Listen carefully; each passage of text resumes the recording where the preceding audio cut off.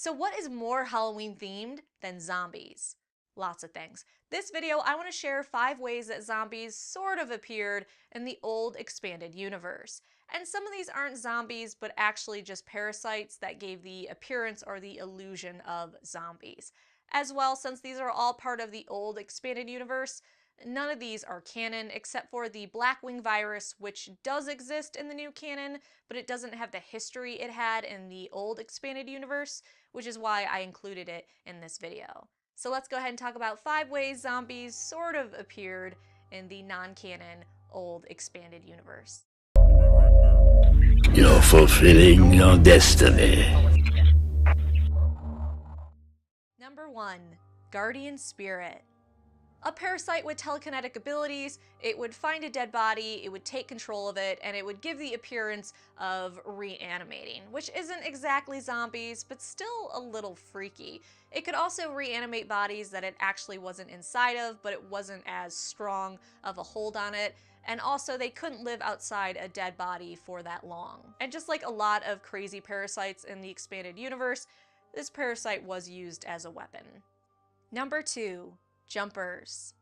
Also a parasite that enjoyed reanimating dead bodies, jumpers were tiny microscopic worm-like creatures that would swarm and infest a dead sentient creature's body. It would then take control of it and give it the appearance of coming back to life. It's believed this parasite was able to do this and control the body by emitting enzymes that electrically stimulated the brain and allowed certain processes to take place. Number 3. Korriban zombies. Korriban zombies were also known as Korriban Sith zombies because if you're familiar with the expanded universe, you know that Siths love to create zombies from their constant dicking around. These zombies were semi-sentient, undead humanoids native to the Sith tomb world Korriban. The reanimated corpses were originally created through Sith alchemy and magic experiments. Their appearance varied from species and gender and depended on the damage they took before being turned and how long they'd been undead.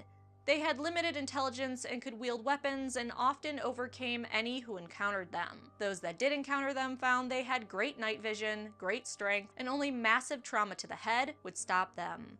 Also, like typical zombies, they hungered for flesh. Soon after their creation, they realized they could create more of themselves by biting other living sentient beings. When the Sith that created them was assassinated, the spirits animating these zombies were collected in a crystal that was then buried with him. There they served as guardians for the tombs and would only awaken when commanded to by a deceased Sith Lord spirit or from a disturbance, such as tomb robbers. There are several inconsistencies in stories that involve these creatures, but since this is no longer canon, I don't think it really matters at this point. Number 4. Mingle Mingle. A unique being, it was a sentient entity in the unknown regions and thought to be extra-dimensional in origin and ancient. It was composed of thick gray ooze, slimy to the touch, and smelling of sweet rot. It could take many forms and moved quickly. While it could take these forms to explore or interact, it was scarier when it would attack. This creature preferred infecting and controlling sentience. When it found a potential victim, it would quickly take control of it, forming a pool of itself and exploding outward, showering the victim in droplets of its body. From there, the droplets would move towards the being's nostrils and mouth, sometimes the skin pores if needed. The first thing it would do was penetrate the cranium and digest the brain, killing the host. Then it would go through the body, eating the tissue and organs, growing in mass and expanding outwards as it ate everything that was originally a part of the inside of the body. And eventually, the body would just be a lifeless husk for this creature. It always completely took over the body in less than 24 hours. The now zombie had a vacant stare, distorted voice from the entity eating the vocal cords, complete stillness at rest, and a stiff-legged gait. Unfortunately for the creature, it couldn't preserve the host's reanimated body for long. After a week, the body decayed and the creature's gray ooze would slip from their facial orifices. It could then choose to infect another sentient by spewing itself into the face of a new victim. And if that wasn't screwed up enough, this creature loved suffering. Suffering was like a special dessert to it. Tormenting and torturing sentient beings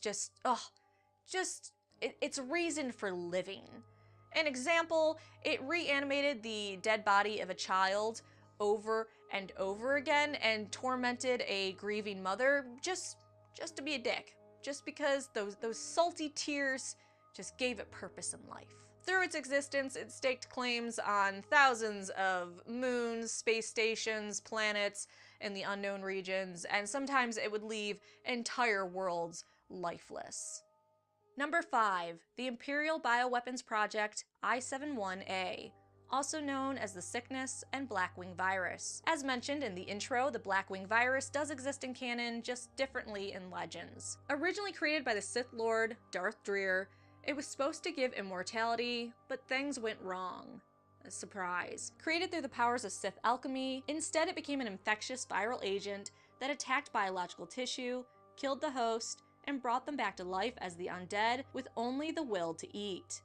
The Sith Lord himself fell victim to it. Also, just a fun fact, to actually synthesize the virus in the first place, the mixture had to be enriched within a living being, which involved hooking tubes and pumps up to the creature. The living creature was always the first one to get the disease during an outbreak and then would spread from there. And because people don't learn, over 1,000 years later, another Sith tried to recreate it, but failed, and then unleashed it on the students and staff at a Sith academy. Much later, Darth Vader got a hold of the sickness and commissioned scientists from the Imperial Biological Weapons Division aboard the Star Destroyer Vector to re-engineer the virus to be used as a weapon. Surprise, they were able to recreate the disease, but in that year, an accident happened on the Star Destroyer and it was unleashed, turning most of the personnel aboard into hungry undead. More terrible things about this virus, it was fully self-aware and used the undead to spread itself by either transforming or eating those that avoided infection. Those infected had little chance for survival, and finding a treatment for this disease was incredibly rare. And what's scarier about this virus is that it was so easy to spread. The infected, if they got any of their fluids, blood, saliva, didn't matter, in the wound, or even the mucous membrane such as an eye of an uninfected person, that person would instantly become infected. And it wasn't just through fluids that it was able to be transmitted. The scientists also made it that it was airborne, because I guess they wanted added excitement. The side effects of this disease were extremely painful before death, and the symptoms were vastly different depending on the method of transmission. From a bite, the victim's body would turn a gray color and they would begin to heavily sweat. Within minutes, the skin around the transmission site would die and a gray fluid would develop under the wound. Breathing would become hard, vision would blur, and then quickly the mental symptoms would start, such as violent hallucinations. Example, you might see a mouth opening up inside your torso. Symptoms from air transmission. First, they'd get a little cough and some drainage in their sinuses. These symptoms would worsen with time, and then the vomiting and nausea would start with labored breathing. The skin would turn colors just like with the bite transmission. However, what made the air transmission special was the slow worsening of symptoms as the hours went on, such as internal bleeding, seizures, respiratory arrest, vomiting blood, pain, tiredness, and soon cardiac arrest. You could also throw in a little hemorrhaging and becoming comatose from time to time. If you weren't lucky enough to become comatose, you could look forward to becoming delirious with hallucinations and madness. Air transmission victims typically died from their heart stopping, blood loss, seizures, committing suicide, or being murdered by other infected that were in a rage. Once dead, the body would decay abnormally fast before being reanimated at the virus's will. From there, they killed, ate, or transformed others. Due to decaying so rapidly, though, they had difficulty walking and they weren't too intelligent, often hurting themselves while trying to eat. Chewing through their own lips or breaking their own jaws while trying to eat wasn't rare. The good news is the facial decay made it appear that they always had a smile from ear to ear. So at least they appeared to be happy zombies. Right? So those are 5 times zombies sort of appeared in the old expanded universe. Thank you so much for watching. Please like this video, subscribe, and come back for more Star Wars videos every week. Thanks so much for watching. Please like the video and subscribe for more Star Wars videos.